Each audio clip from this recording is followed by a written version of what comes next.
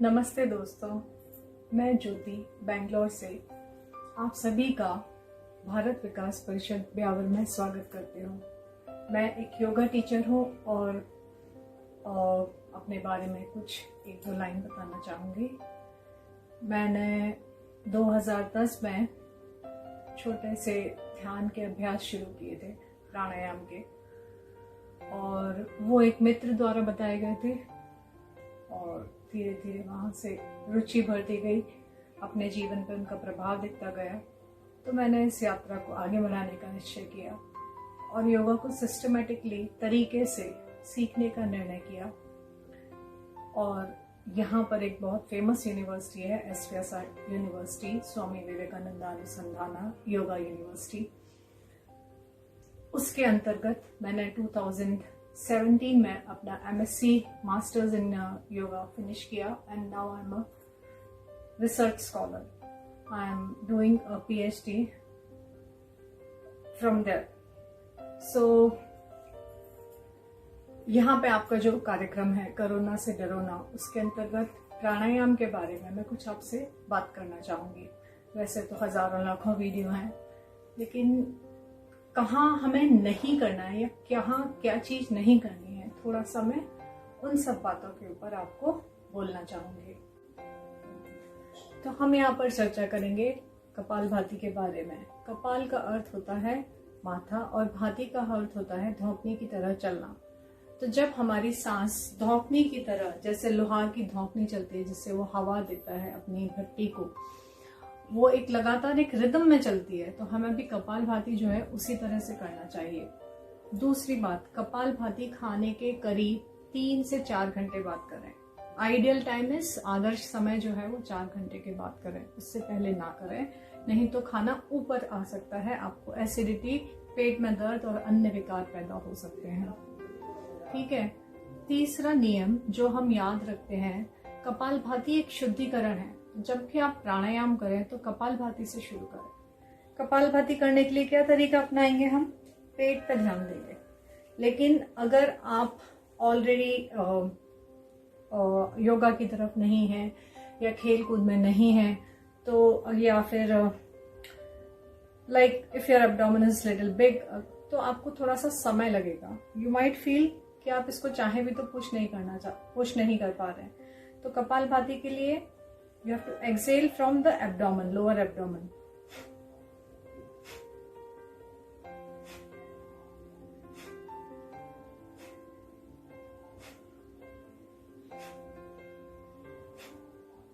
This is the right way.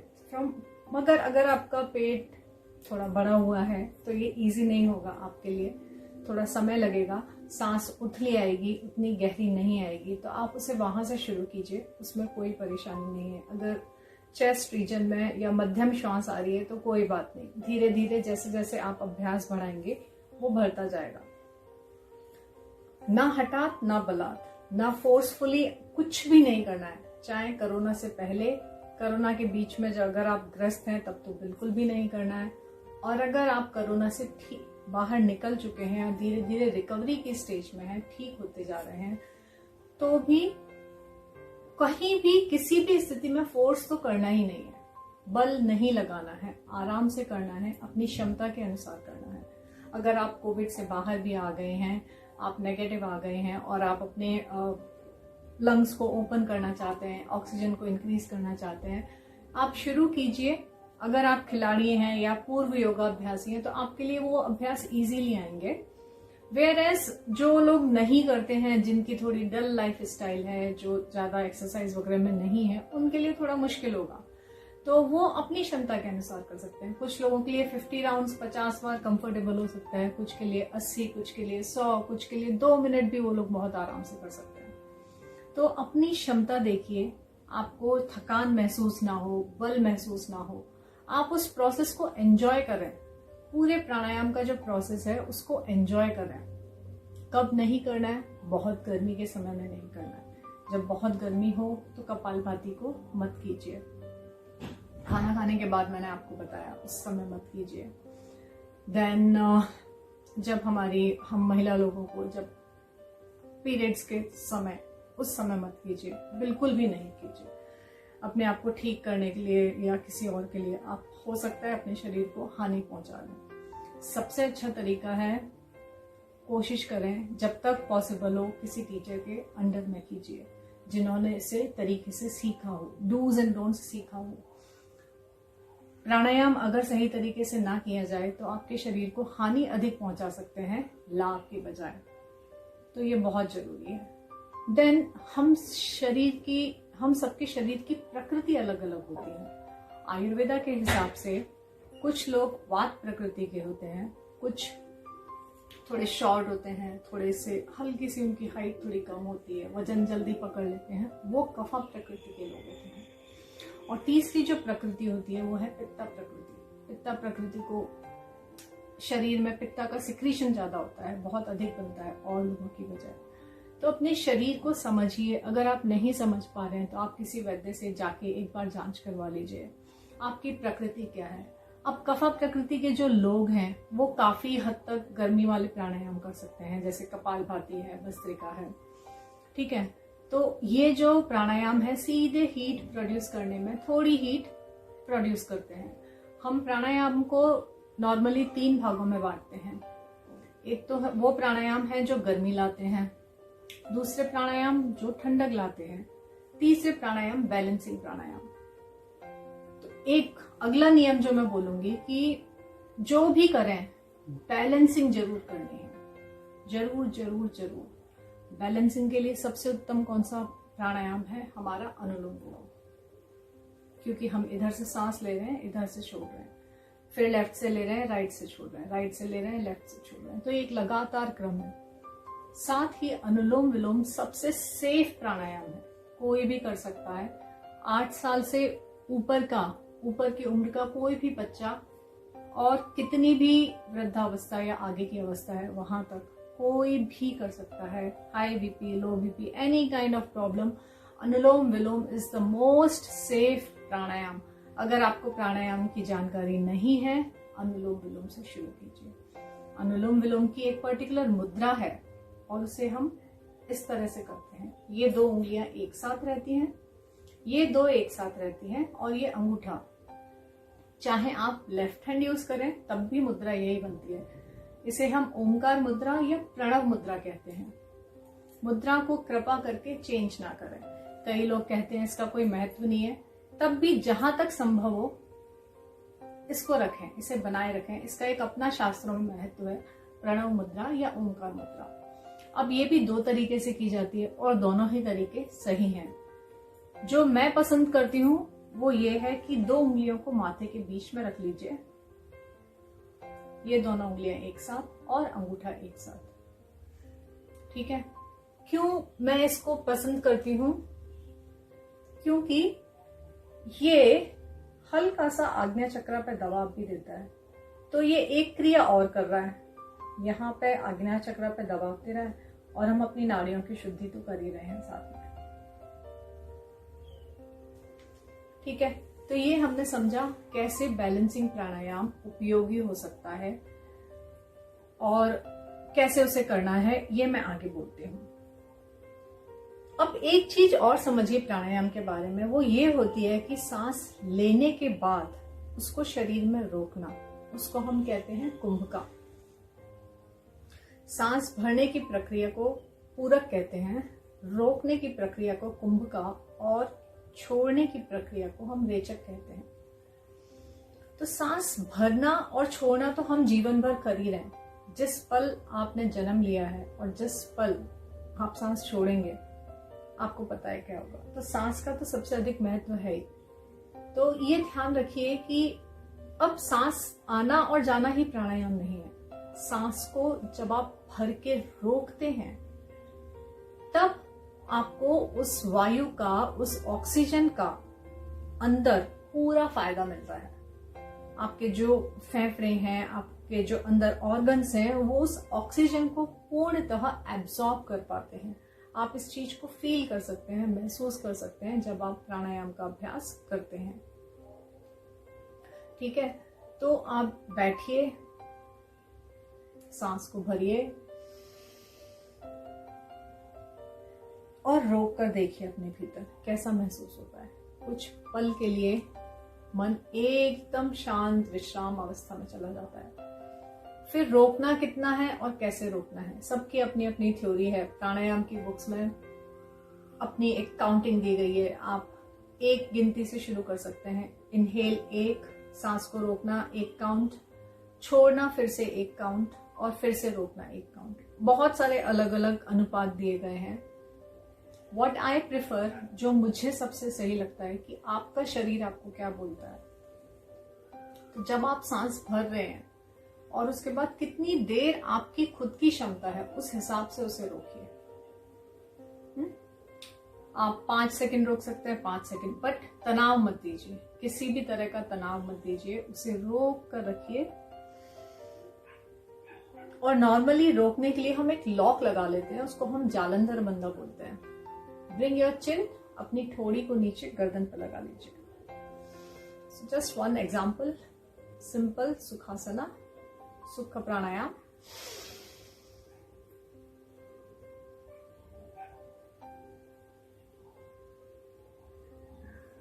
नाक से छोड़ते हुए धीरे से वापस।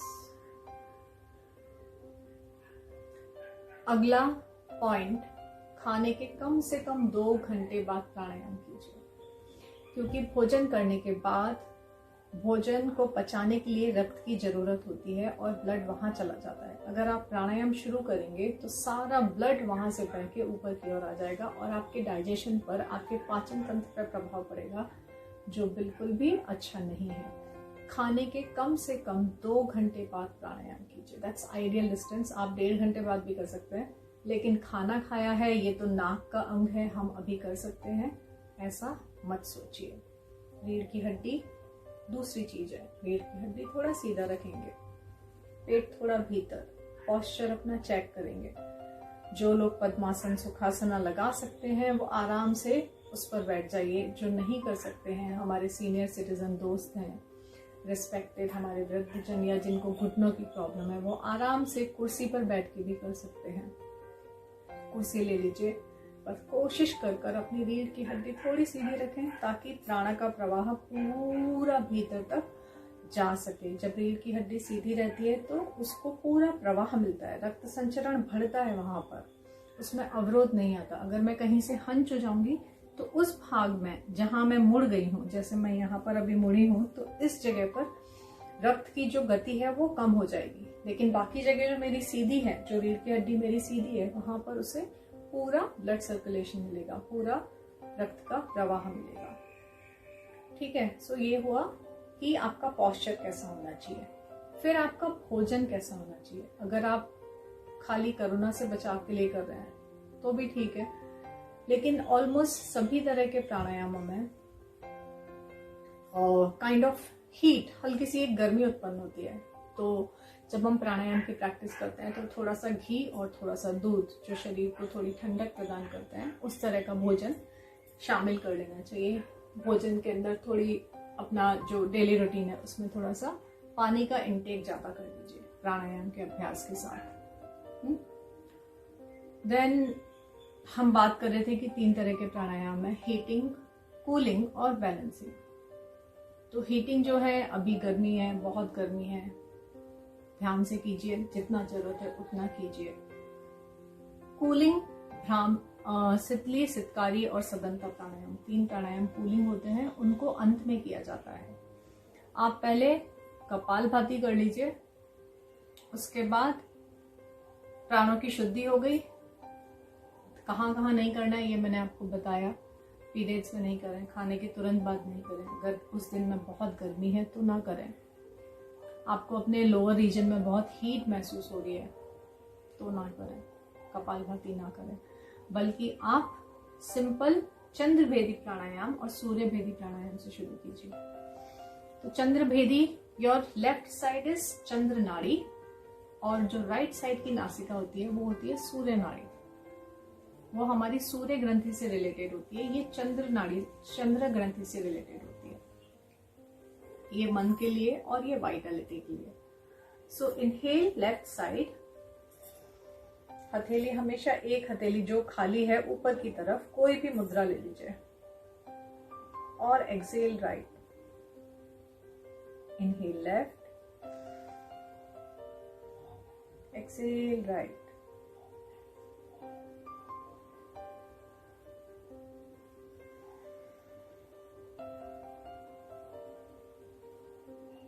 कपालभाति के बाद ये अभ्यास आप ध्यान से कीजिए। चंद्र नाड़ी से लेना और सूर्य नाड़ी से छोड़ना। उसके बाद इसका ऑपोजिट, सूर्य नाड़ी से लेना और चंद्र नाड़ी से छोड़ना।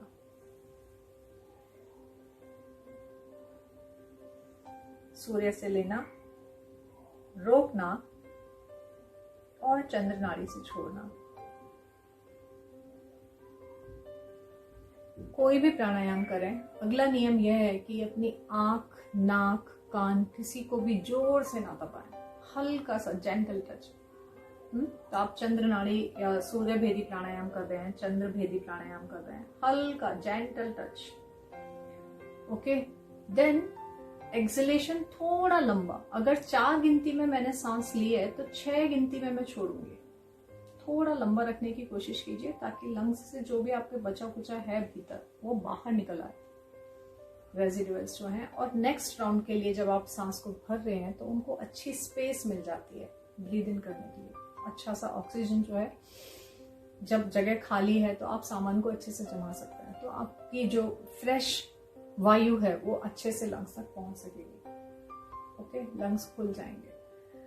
सो चंद्र भेदी या सूर्य भेदी करने के बाद हमेशा अनुलोम विलोम जरूर कीजिए। अनुलोम vilom is, I repeat, balancing प्राणायाम है, संतुलन लाता है दोनों नाड़ियों में। इसको आप किसी भी अभ्यास के शुरू में और अंत में जरूर कीजिए, ताकि अगर कपालभाति किया है या भस्त्रिका किया है, अगर हीट उत्पन्न हो गई है तो वो इससे बैलेंस हो जाएगी। बैलेंस क्रिएट करना बहुत जरूरी है। बहुत ज्यादा ना जानने की कोशिश करें, जितना है उसी को सही तरीके से करिए। भोजन थोड़ा संयमित रखिए। मिताहार का एक कॉन्सेप्ट है प्राणायाम में, आयुर्वेदा के हिसाब से और योगा के हिसाब से जितनी भूख हो उसका आधा भोजन कीजिए, उसका 1/4 वायु के लिए खाली छोड़िए और 1/4 पार्ट अपने पेट में जल के लिए खाली छोड़िए। तो प्राणायाम के अभ्यास से पहले थोड़ा थोड़ा, हम गृहस्थ हैं, डे टू डे बहुत सारी चीजें में बिजी हैं, लेकिन जो भी अभ्यास हम जितना भी इंक्लूड कर सकते हैं, कुछ बेसिक नियम ऐसे हैं जिन्हें छोड़ना अच्छा नहीं है और छोड़ना भी नहीं चाहिए। तो अगर आप प्राणायाम की प्लानिंग कर रहे हैं तो please do that. So basic चीजें, रीढ़ की हड्डी सीधी, मन शांत, सारे जो टच हैं आपके, जो स्पर्श हैं, सपोज आप भ्रामरी कर रहे हैं, भ्रामरी कई तरह से है, ये गलत है, ये सही है, ऐसा कुछ भी नहीं है। 4 या 5 या 6 तरीके से भ्रामरी की जाती है। कपालभाति 4-5 तरीके से किया जाता है। जहां आपको जैसा लग रहा है ठीक है। कुछ चीजें अभी हम प्रैक्टिकली लाइफ में नहीं कर सकते, ऑनलाइन नहीं कर सकते, वीडियो से देखकर नहीं सिखाया जा सकता, उन्हें सीखिए भी मत। जो सेफ है, माय रिकमेंडेशन इज चंद्रभेदी। अगर 9 राउंड चंद्रभेदी कर रहे हैं तो 9 राउंड सूर्यभेदी कीजिए। Try to keep a balance, always try to keep a balance. Next step, pranayama normally goes in count of 9। क्यों? मैं बहुत अच्छी तरह नहीं जानती, मैंने बहुत जानने का प्रयास किया, काफी किताबें खोजी पर मुझे इसका कोई एग्जैक्ट आंसर नहीं मिला। सो 9 is like 9 rounds, 18 rounds, 27 rounds. So go in a multiplication of 9, 9, 18, इसे हमारे यहाँ पे संपूर्ण नंबर भी कहा गया है। So it's like that. So ये टॉपिक तो ऐसा है कि मैं I can go on and on, but I feel फिर भी अगर कुछ भी है तो कभी भी you can write me, you can mail me, you can call me. Thank you so much. I hope it was useful, आपके लिए कुछ उपयोगी वार्तालाप रहा होगा। धन्यवाद।